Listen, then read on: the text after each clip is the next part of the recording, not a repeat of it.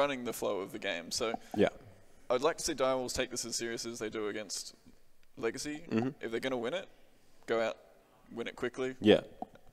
And kind of get their confidence up again after probably a little bit triggering as we head into picks and bans. Yeah, that was something that Rose said, is that whenever they win in 25 minutes. And if they lose, it's always longer than 25 minutes. So if Kanga can recognize that and then draw out the game, go to the late game, perhaps they can force Direwolves to misstep and then just capitalize on that. But into the picks and bans, we got Ravana already banned, and then a forfeit ban. So that is because Kanga were late today.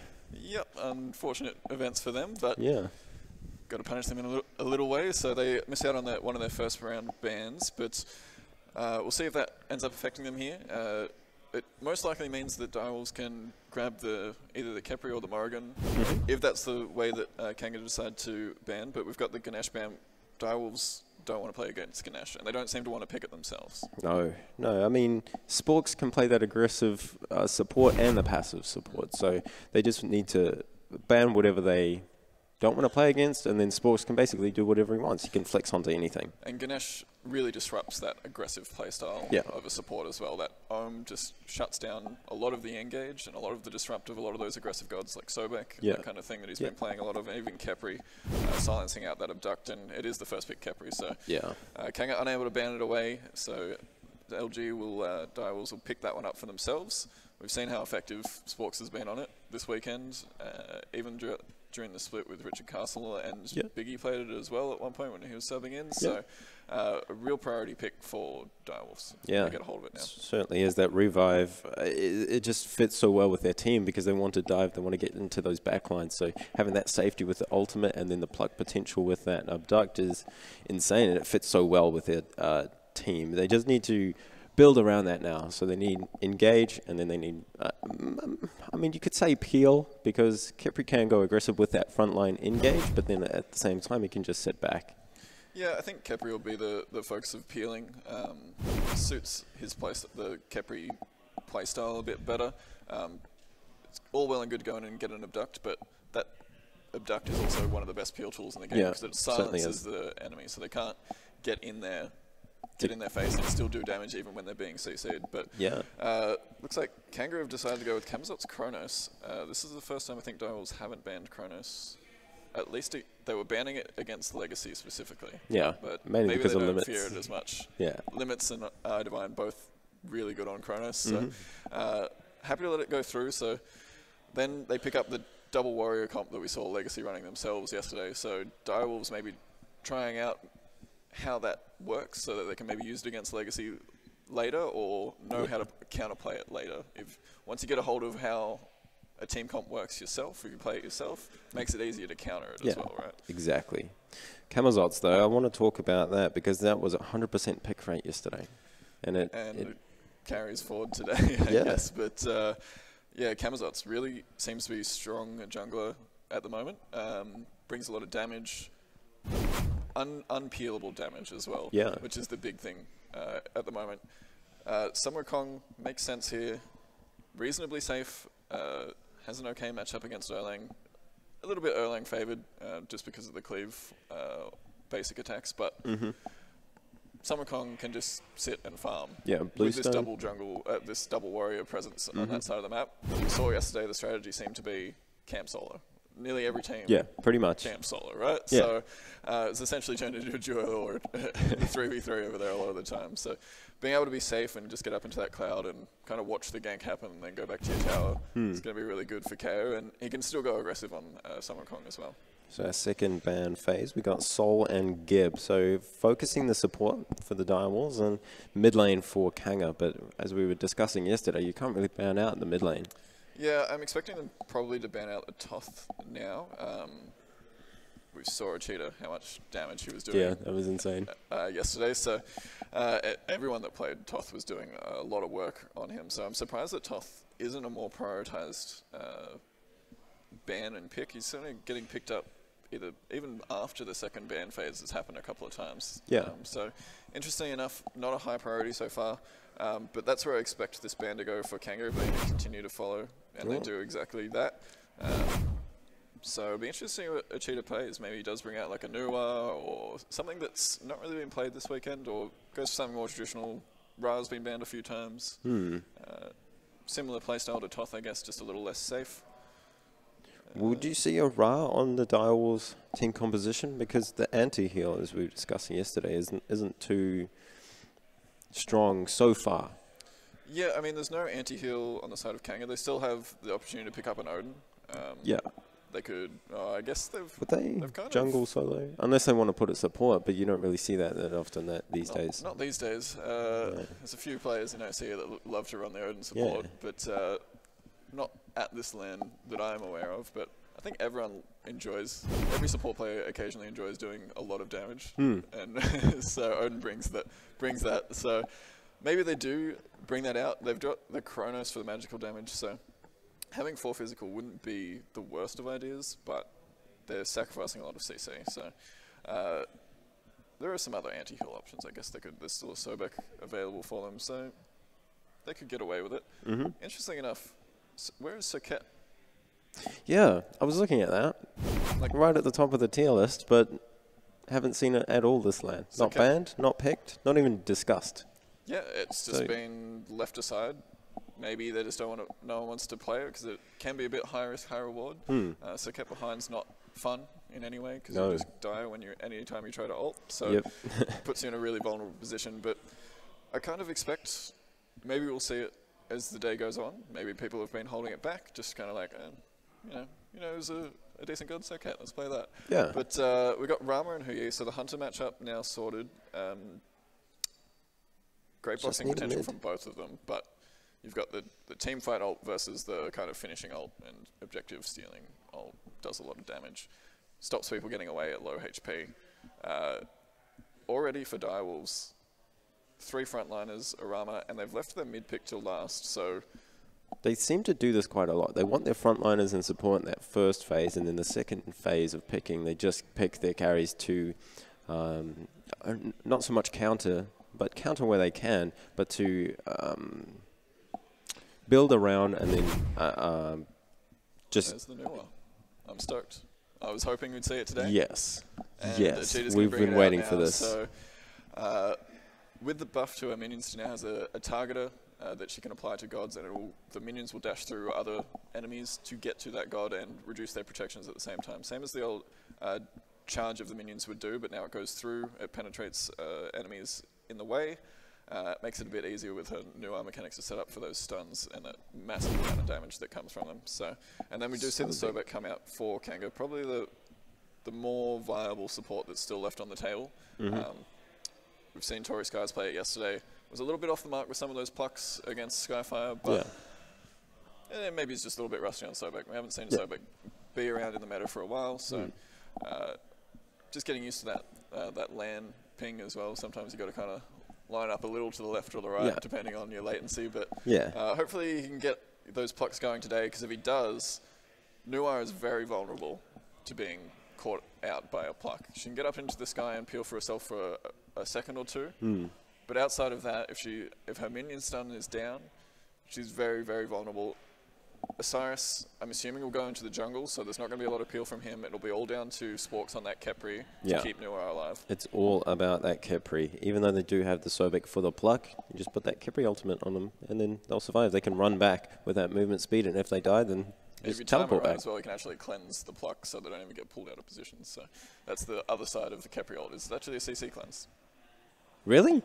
I believe so. I think that's still on it. That's one of the best parts about Kepri. Huh. Yeah. I honestly never knew. It's a cleanse. Yeah. All right. That thing's... Okay, now that's just even stronger than I thought it was. It's a Geb shield that revives you. Why is that a thing? I don't know. Okay. Anyway, all they need to do is make it revive you at full HP rather than a percentage of your HP. Right, that would be even more busted. Yeah. Let's not do that high res. And then give you 500 gold as well. Why not? Yeah. Yeah. Give Kepri the gold, though. He should get rewarded for getting a good ult. True, yeah. Good timing.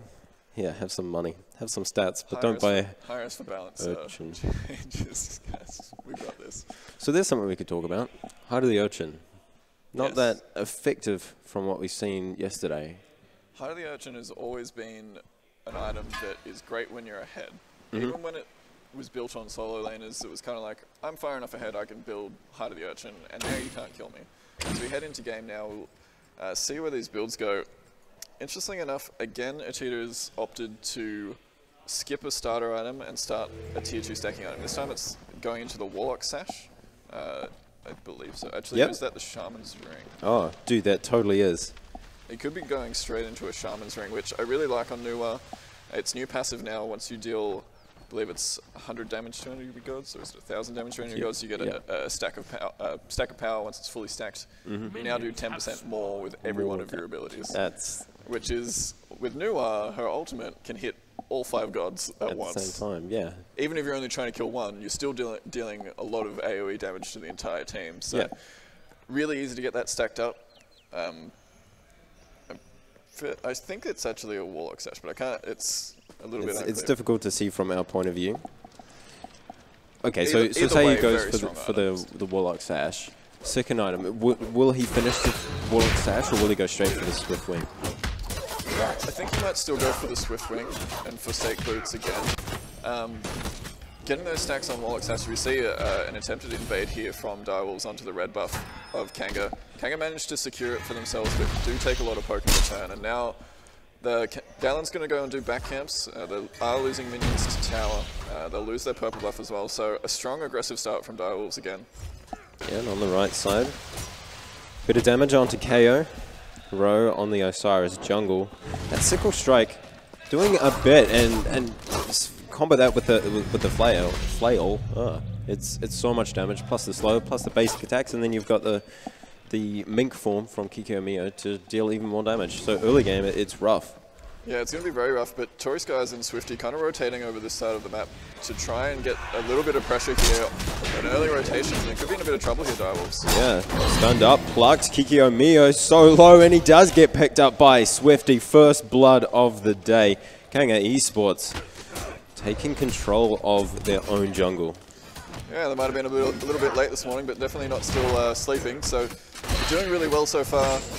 Getting that early pressure onto Kiki in that solo lane. Row's now very low. Gets picked up by KO as well, so that's a massive swing in the favor of Kanga. They'll be able to walk in, take this jungle, although Achita is looking to come over and maybe try and steal it. No, goes back to mid lane instead. Decides to play it safe. He's only half HP. That is massive disrespect coming from Direwolves. Row just sitting right in the lane, not even turning around, but the stun and the combo from Kanga. Just enough damage to pick him up, so that's 2 kills already 2 minutes into the game. And they stole blue, and they stole speed. Yeah, so a good early start here from Kanga. We need to see them go on with it. This is the same thing happened in reverse with Kanga versus Skyfire. Skyfire got the early first bloods, got that early jungle, but then they didn't follow up with it. So I want to see them on those spawn timers. They know that Direwolves want to be aggressive. They'll know that Direwolves want to take those buffs again. Kiki in a lot of trouble yet again. KO and Envision Eyes. It's another spill. Kiki's gone back to Fountain again for the second time in 3 minutes. No teleport, no Swift Wing.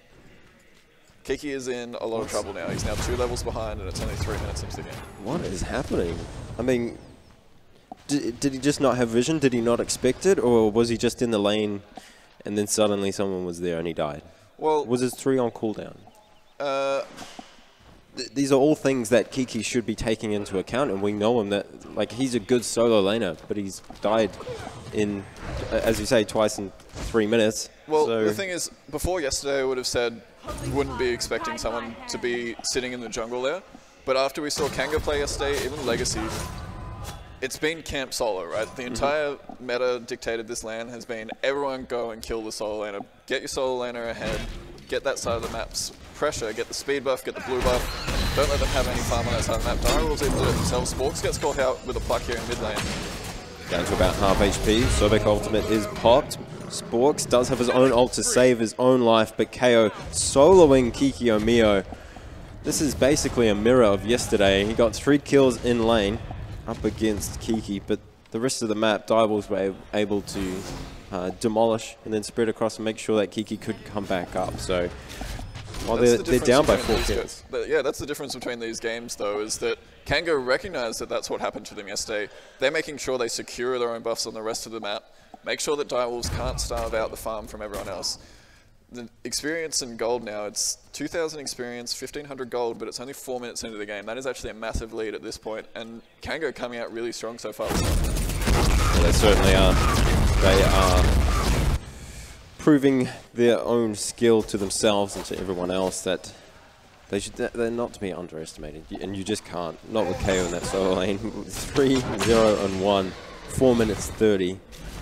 That's an insane scoreline. Yeah, I mean, it does really come down. The way that Kanga's playstyle is, it does come down a lot to KO and Visionize. If they can control the pace of the early game, get ahead, and kind of carry the rest of, not so much carry the entire team, but kind of get them through that rough early to mid game. Kanga has the potential to cause decent upsets. Even Direwolf said, I believe, at one of the previous lands that Kanga are scrim monsters, but they just lack consistency. Sporks is getting caught out here again, managed to have ducked away, but I think he'll fall here. No, he has his ultimate available, but Kanga will take that as a win, and they'll go straight to the blue buff, rotating as a 4-man group already. Yep, they are able to pick that one up. There was a sprint popped. The taunt as well, and there's 3 people, and Visionize up in the sky is trying to deal damage now, trying to get out of there. Kiko Mio is diving for it. Nuwa ultimate up. Not enough damage at the moment. Kiki out of mana, forced to get out of there. He can't continue. Sure, he's got a couple basic attacks, and that's the decoy of KO. So after all of that, no one dies. Just a blue buff steal for Kanga. And Tori trying to steal the speed buff. He might pay for it with his life. He's got the charge prey, and he does get out. Lucky that that came up, because that was an unnecessary attempt at stealing the speed buff. If he loses his life there, even if he takes the speed buff, that's not worth for Kanga. They just need to be patient, keep controlling these fights. That fight went a little bit against them with the rotation. Sporks now have ducks as well. Visionize in a lot of trouble. Gets crippled by that rolling assault from Mingyu. Snipes? Should just be able to get out. I don't think he's got enough mana to get up into the air. But good response from Direwolves. They're reacting to this overly aggressive Kanga.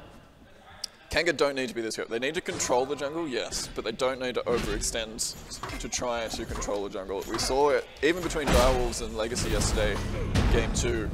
Ro got caught out overextending, trying to take more jungle than he needed to. He was taking their back camps, got caught backing there, and that kind of changed the pace of the entire set. It wasn't even just that game. That kind of got Legacy back into their form, and it really did cost Direwolves. So I don't want to see Kanga doing what Tori Skies did just before, going in and trying to steal speed buff against 3 on his own.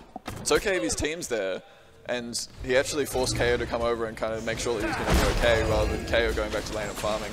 So they just need to be a little bit more patient.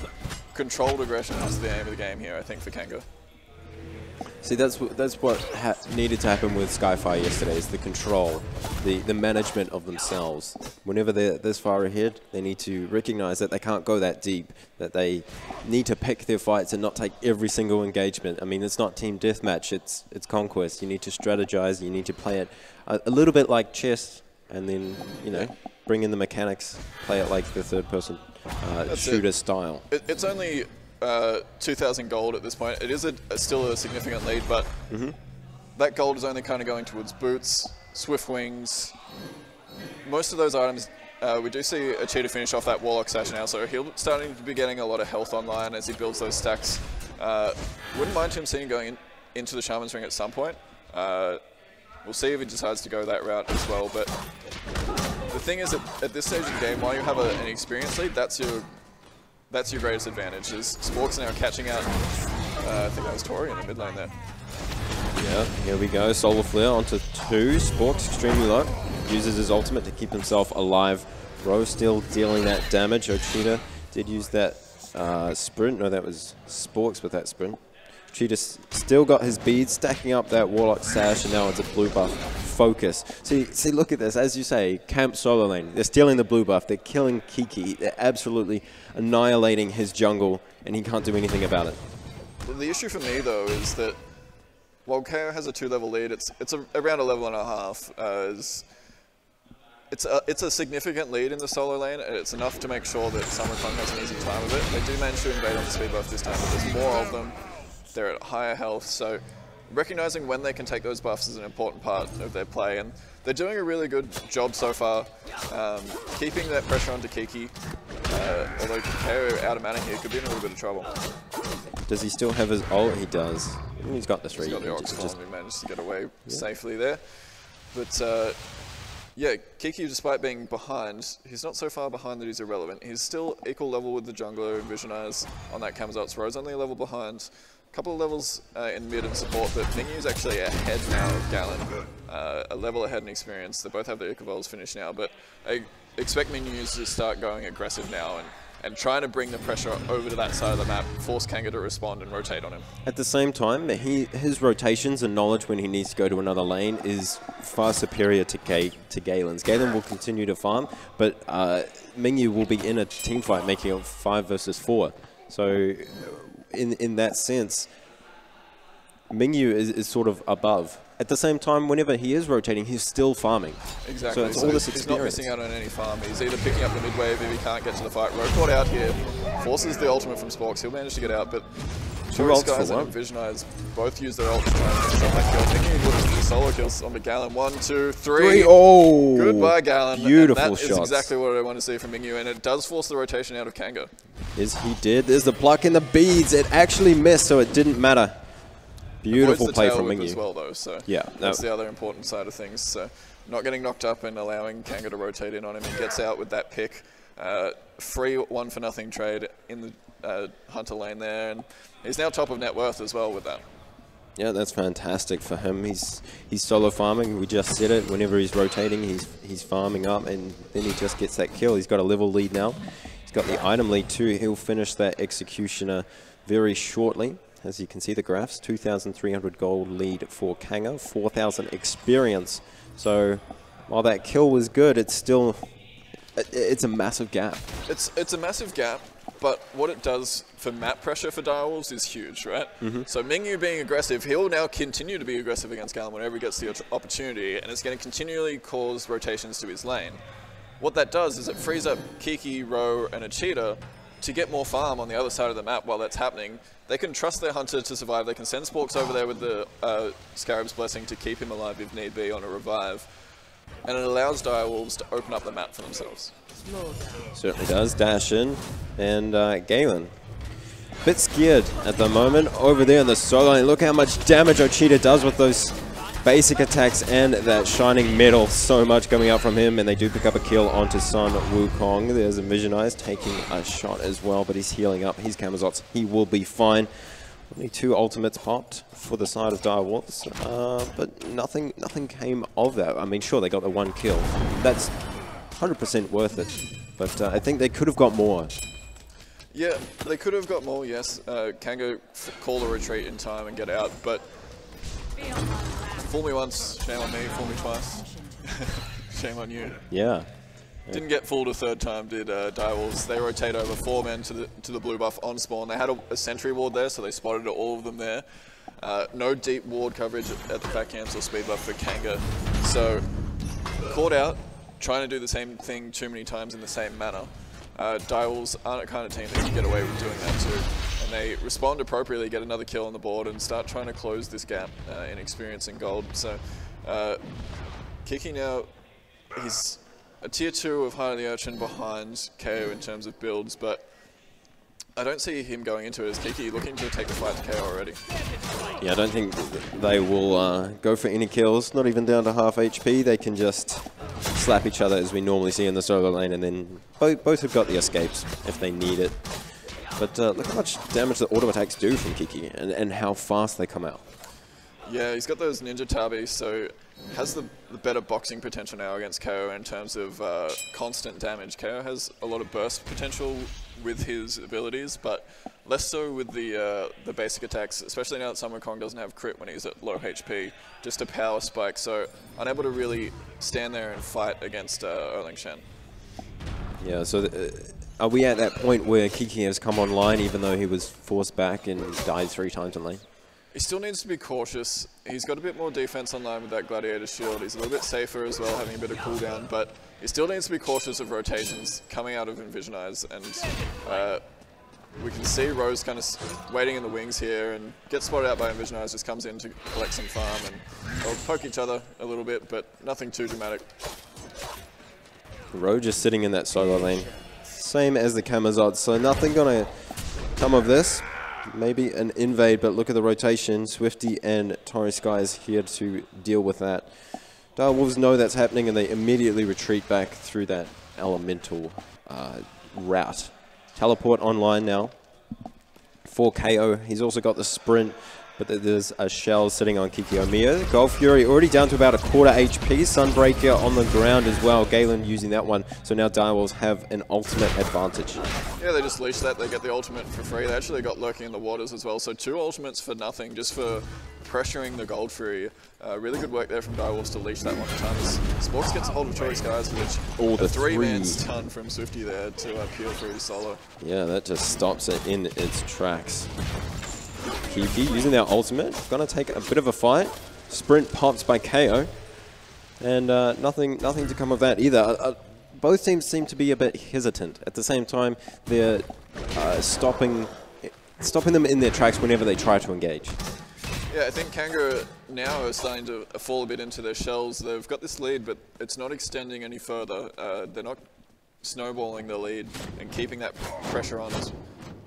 While they can't just afford to go into and take this blue buff, they need to maybe get the timer on the red buff, maybe try and invade on that side, just kind of even start up the Gold Tree the way that Direwolves did, and just trying to get them into a fight while they have this little bit of a lead. Yeah, it's this uncertainty coming from Direwolves that they think, oh, is this our timing? No, let's wait a bit, a couple more seconds. Oh, let's go. And then when they do go, they get hit with a 3-man stun from Swifty, and then they can't progress any further. See, I mean, Direwolves will take the fights because they're confident in being able to outplay Kanga. The issue for me is that Kanga's not looking for fights at the moment, right? So they have the advantage. So if they can get Direwolves into a bad position, force a pick, and I mean, Sporks is kind of floating around in the jungle, abducting people when he gets the chance. And now KO's going to proxy the wave against Kiki here. Sure, why not? I mean, level 15 to 14, he's still got his ultimate. He's got that dash whenever he needs it. Eagle form, Tiger, and Ox. I mean, there's so many options for him to get away. Yeah, exactly. He's going to be perfectly fine managing to escape. Actually, Bax here doesn't have a Swift Wing, doesn't have teleport online, so it explains the proxy, but I would have liked to see him just proxy the wave and then go immediately to mid lane and look for a gank. Yeah, and that's the timing, right? The solo laners, whenever they've sorted out their own solo lane, at what point do they rotate over because the other solo laner will push that tier 1 tower? I mean, they will, but if they do that, then they're leaving their team at a disadvantage in the team fights. So at the same time, it kind of forces the solo laner. At this level, it forces the solo laner to go into those team fights. Yeah. If they can't make it there, then yeah, they'll split push, but it's nothing too dramatic. That losing a tier 1 is bad, but looks like there's a posturing up over the Gold Tree here. Yeah. Engagement, maybe. Minions just sent out by Ochita. Oracle Harpies are so important because whoever picks those up will have vision, elite vision. There's the pluck onto Rowe. Down so low already. Will he get killed? No, he won't. He gets a 3-man stun. Kipri ultimate on towards him. And he will survive off the backside, but no Envision Eyes. They're all diving up onto Direwolves. Ochita picks up a kill onto Torres Guys with his ultimate. 1, 2 snipes, not 3. KO picking up Rowe off in the backlines. And Ochita is the next target. I feel like this is easy pickings. This is, okay, now that Mingyu's fallen, then it's definitely in Kanga's favor. Kiki doesn't actually steal the blue buff, and Ochita does end up falling to Swifty in the end. I was going to say Kiki is managing to steal some farm, but he'll have to come over and defend this Gold Tree now. Yeah, and as we were just talking about before that team fight happened, the solo laner needs to rotate over to be part of this team fight.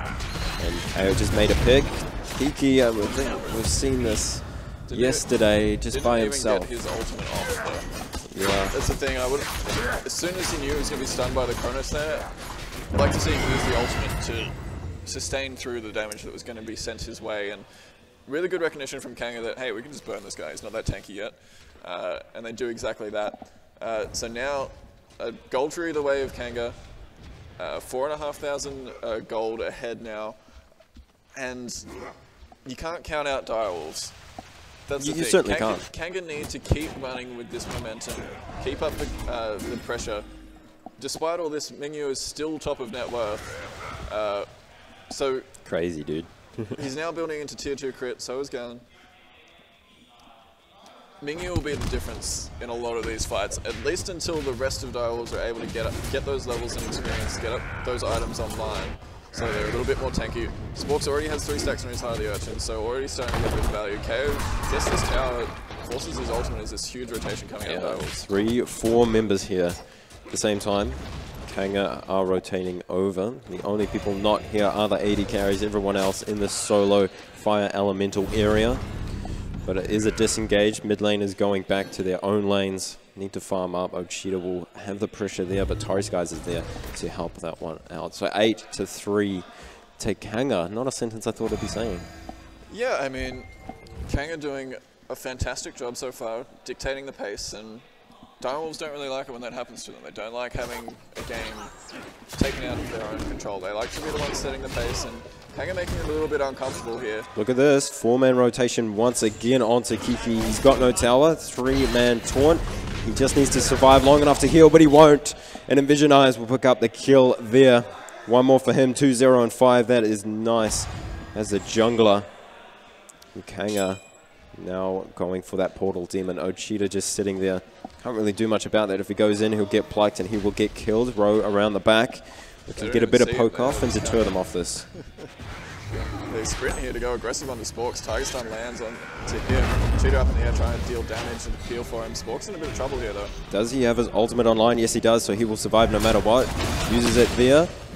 Down to about 5% HP. It doesn't actually proc. Row picks up Torrey Skies and Vision Eyes far too far ahead. Snipes coming out, and that's just for the secure. And Mingyu will pick it up. Row just following along with Envision Eyes to make sure that he dies. But a bit of an overextension from Kanga. They didn't need to fight. They could have just taken that portal demon. And beautiful play from Sports there, holding the ultimate, making sure that he waited till the last tick of damage was going to hit him, and made Kanga tunnel vision onto him. Yeah. Said, I'm okay, I've got ult, I've got abduct. Yeah. He got as close to his tier 2, waited for his team to come over, pops that ultimate, and they have to immediately disengage. They can pop the ultimate, then they don't have enough damage to actually kill him again. So great play from Sporks to trust his team to rotate in and get those kills. Great job from Row as well to come into the backline and be dealing damage while they're trying to chase down Sporks. So target prioritization, good from Kanga. Getting a level 12 Khepri is great. He's now got a couple of stacks on that Heart of Urchin though. He's going to be more tanky. And he still had ultimate available. I think maybe the comms were, no, he doesn't have ult, he hasn't used it, Yeah. And then all of a sudden they go, damn, he did have ult. And now we're right by their tier 2. They snap out of it and they go, oh man, now we're in trouble. And so Direwolves capitalize off it. Had he used his ultimate earlier, then that means that it could have resulted in no kills for Direwolves, because they would have retreated earlier. Kanga would have got out earlier because they knew they wouldn't get the kill onto Khepri. But because, as you say, right by the tier 2 tower, they're far too deep now. Yeah, and either that or they switched their target to Row, who wasn't particularly tanky, didn't have that Frostbound online, just a massive. They could have switched their target prioritization, maybe got a pick on Row instead. Torrey Sky's in a lot of trouble with that duck hits on him. A massive burst onto him. That's the tank down to half HP with 2 abilities from Ochita and a bit of help from Row. He's got a speed buff online. He is very difficult to evade with the slows, with the stun, with that ultimate as well.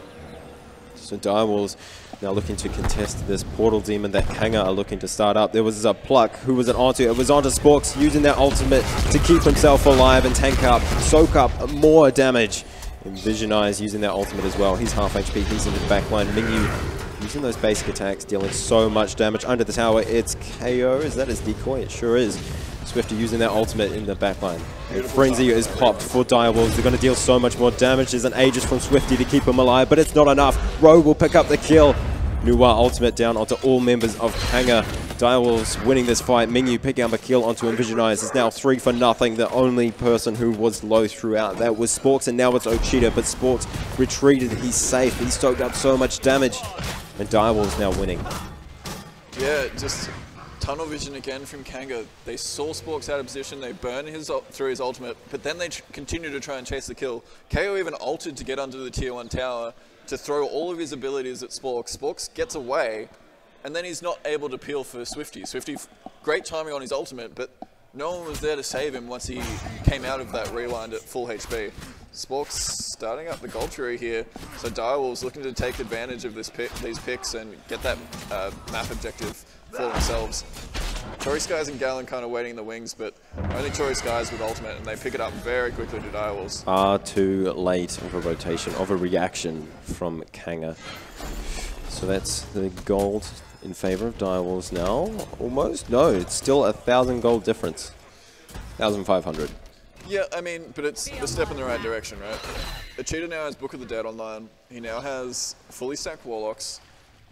That health shield is based on percentage health, right? You can get up to, I think it's 20% additional. For Shell?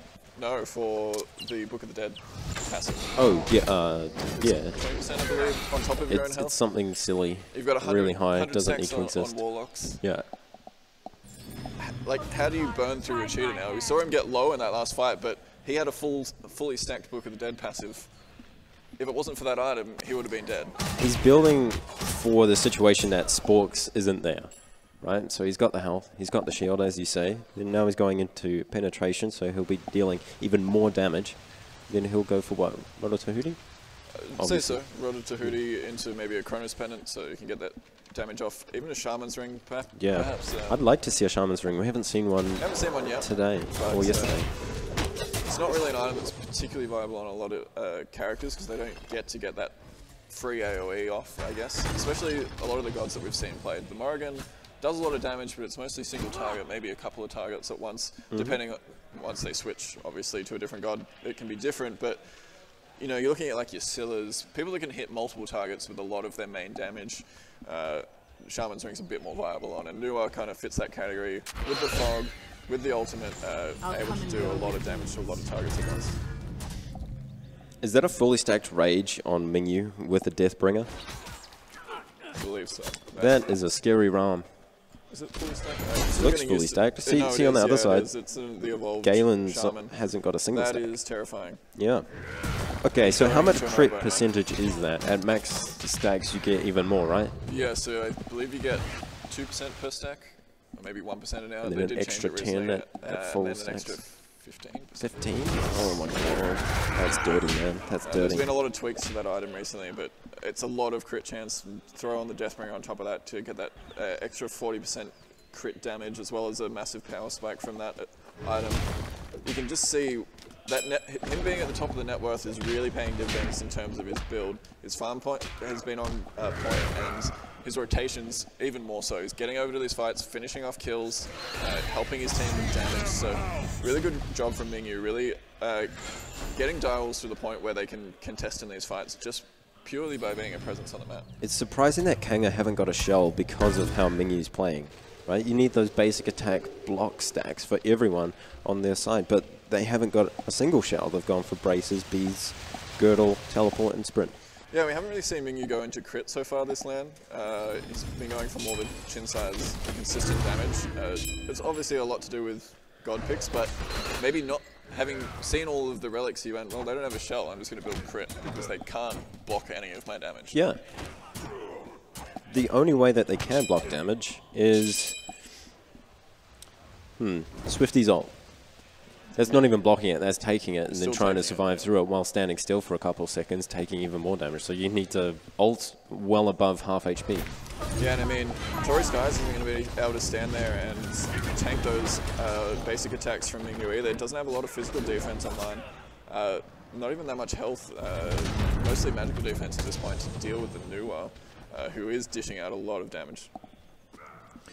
Yeah, and that ult will just continue to deal damage to every single member, and then mix that in with the Ram ult, anyone will just be melted. If they combo those two ults, I swear they could kill Swifty straight up. Oh, easily, even before he gets that rewind off. We mentioned a few times yesterday, Kronos is brilliant with that ultimate if you get the timing right. He's even better with a Kepri on your team though. Yeah, so the issue for me is maybe the Kronos pick is good, yes, but is it as good as having a Kepri on your team? I don't know. Because how many stacks is he on? 28 times 2, 52? 56. almost. We'll get you master. Yeah. 56 power from the passive of Swifty. That's quite a lot. So while he's behind, he's not as far behind as you think he would be. Yeah, he's definitely getting there, and the game is now pretty much even. Only 1,000 XP difference, 275 gold, basically nothing, especially as they posture up over this portal demon. Yep, gold even is pretty big because of those item stats that you need for these fights that we're about to watch.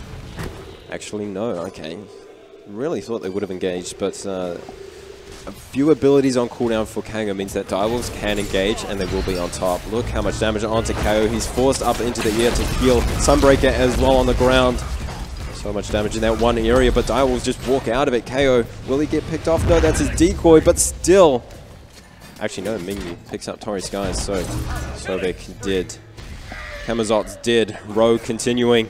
Dashing forward is Mingyu onto Swifty. The Aegis was popped, but it's not enough. That's 3 kills for Direwolves, and they can look straight for this Portal Demon, maybe even the Fire.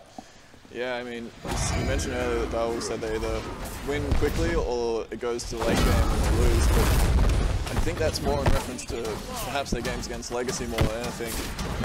You can see here that Direwolves are happy to play the patient game. They know they have a very strong late game composition. If they can get to it, then they're going to be fine. They trust in themselves to be able to control the map once they get into an even position. They didn't let the gold lead get out of control. Kanga kind of fell off with their presence, and now we can see that it's swung in their favor, and they're now going to take the gold tree as well. It's 3,000 experience, 2,000 gold, just in the space of 5-10 minutes. They've turned this game completely on its head. They certainly have. That's Direwolves just perhaps warming up for today. Rowe, I know, woke up at 8 o'clock, got here, no one was here. So, yeah, maybe tired, but... Got to be prepared. Yeah, it's as well the ability to adapt mid-game. They are very good at that. We saw it yesterday.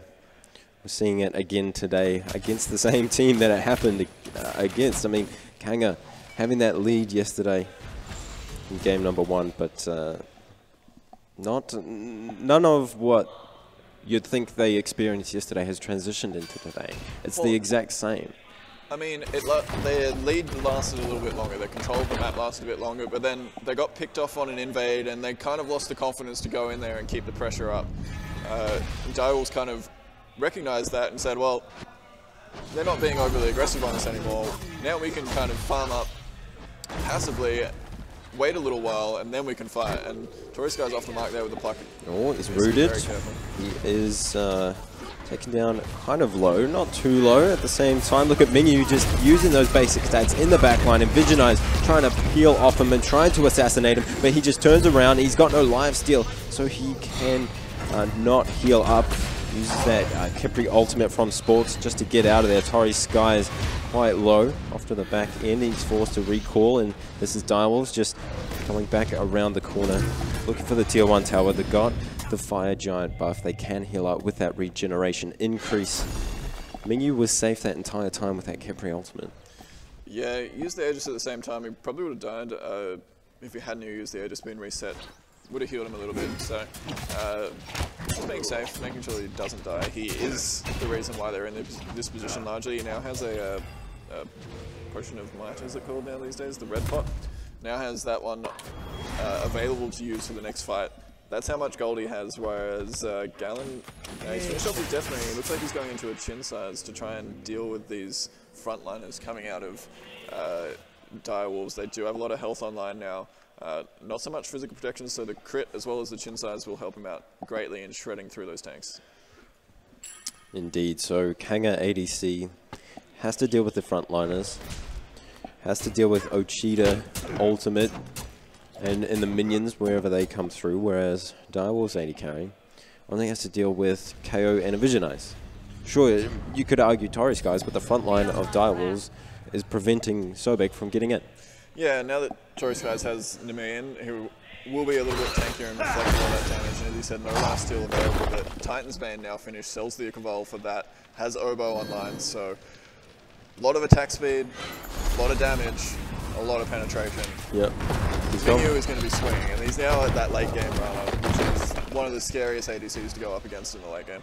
Yeah, and the objectives are going to fall so quickly as well. Those Phoenixes will not stand a chance. Titan's Bane Oboe is enough there just to shred through that. Add in the other items, add in the pick-me-up ability from Ram. That's the attack speed increase, and they will fall so quickly. So many ultimates popped as well. Rowe into the backlines. He was flicked up, knocked back into the team. Snipes coming through. It doesn't even matter. Ochita with the Nuwa ultimate. Actually, Menu still got that ultimate available. Uses the Capri ultimate to stay alive. Ochita with a double kill already. Swifty using their ultimate, using it effectively this time. He doesn't go back into 5 members of the enemy team. Uses it to retreat, but that means that Direwolves can attack once again. Sporks picking up that kill, a massive kill steal. Someone report him.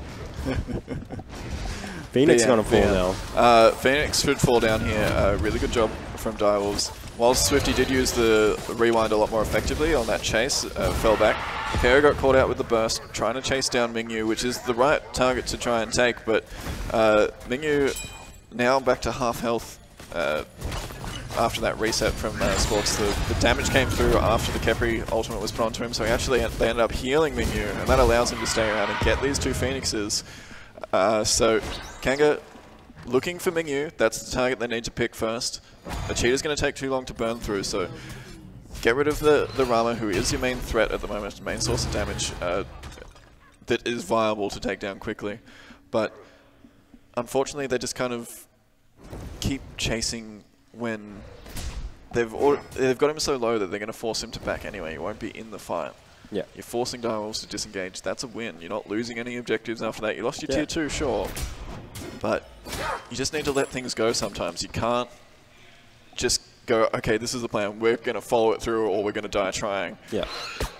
That's all well and good, but if you just keep trying, you're just giving Direwolves a further and further advantage and you're falling further and further behind. Yeah, we saw the consequences of chasing yesterday with Direwolves up against Legacy. Direwolves was safe behind their Phoenix. They forced Legacy away, but then Weave just turned around and went, nope, 4-man ultimate, and that ended the game. Yeah, the strength of being able to know when to retreat, know when to attack, and know when to fight. Whilst you could win it, if you continue to chase, be wary of the other team. The other team still has abilities, right? So you've just got to be a little bit more cautious, I guess, as Sporks managed to catch out KO here and already chunked down to half health. Yeah, there was 2 or 3 basic attacks from Mingyu on one of the tanks and absolutely shreds him apart. Torres Guy's stunned up. Ochita just sitting off to the backside. He's still healthy. He's got a Divine Ruin as well, so he's stopping the healing coming from the Kamazots, coming from the Sun Wukong, as well as Torres Skies, but it's not significant enough. There was a girdle popped just for the damage onto the Fire Giant. This seems like it will be the end. KO, unfortunate teleport right into 5 members using that Somersault Cloud to try to buy some time for Kanga before the game is ended. Minions coming through in the mid and left lane. Ochita picks up the kill after KO. Beautiful skill shot from Ochita there. Dude, mechanical legend right there. Absolute god. All right, 13k, look at that. The gold lead, the swing is massive. What's that, 15 minutes and a 13 gold difference. Sorry, 15k. Yeah, it's a complete swing. You can see that massive climb. Shogun's Kusari now along. Mingyu picks up Tori Skies. Mingyu also has that ultimate Scarab's Blessing on him as well. Rowan a little bit of trouble, but Swifty again looking for kills. Kiki gets the double pluck, still taking Phoenix unfortunately. Kind of got separated from his team, but Swifty falls as a result. So a 3-for-1 trade for Direwolves. They can pretty much, if they can get a pick on either of the remaining 2 characters with Kanga, they'll get this Phoenix for free as they have to defend against fire minions. This should just be the end of the game here. Yeah, it certainly will. See the players already packing up. And what happened, it was a successful comeback from Direwolves, but Kanga just weren't able to hold on to this lead. It was a comeback from Direwolves, yes. Direwolves played it more patiently and reacted to what Kanga were showing them essentially, but Kanga went back into the shells again. So they come out with that early aggression, they get that early lead, they get KO ahead, they get Envisionize ahead, they even got Swifty ahead at one point, but they don't do anything with it past the 15-minute mark. They lose one pick in the jungle, invading for the 3rd time in a row on jungle timers. Direwolves were able to get enough levels to be able to contest that, get that pick, and then Kanga just didn't try any more of that kind of aggression. Direwolves really good job coming back into it, playing that patience game, getting themselves to late game, knowing they have the Rama, knowing they have the Nuwa who are going to be swinging really hard. And then they know that they've got the double warrior comp that can sustain them through that mid game. While yes, they were dying a little bit at the start, it was the same as yesterday. They camped Kiki, but Kiki didn't fall that far behind. At most, he was only 2 levels behind, still keeping up reasonably well in terms of farm, in terms of gold. So it wasn't enough. You can't just camp solo. You need to do something with that lead. Exactly. And it's the same thing that happened with Skyfire. They got that early pressure on that side of the map, but they didn't manage to get anything from it, both against Legacy and against Kanga themselves. They're unable to go on with it. And Kanga just did the same thing as what they did to Skyfire yesterday. They had the same thing happen to them. Sorry, what happened to them yesterday. So they should be able to recognize that, okay, it's Direwolves, but that you still have a lead. Yeah. You still play it the same way. It doesn't matter who you're playing against. Yeah. Take that lead and use it. And the drafting was quite good. Kronos, I don't know if it's the pick for Kanga. It didn't seem like Swifty was comfortable on it. Sure, it was okay early, and it helped out with those invades, but it just didn't go anywhere. Sure, you can say Kronos scales well into the late game, but we didn't see any of his power in the late game. He just got pecked and he was killed too quickly. He's unable to be protected, that's the thing. Yeah. Unless you have that Capri that can just say, okay, well, you can't kill my carry. Yep. Literally, if you kill him, you heal him. Kronos just doesn't bring enough AoE and team fight presence to be warranted as a first pick, right?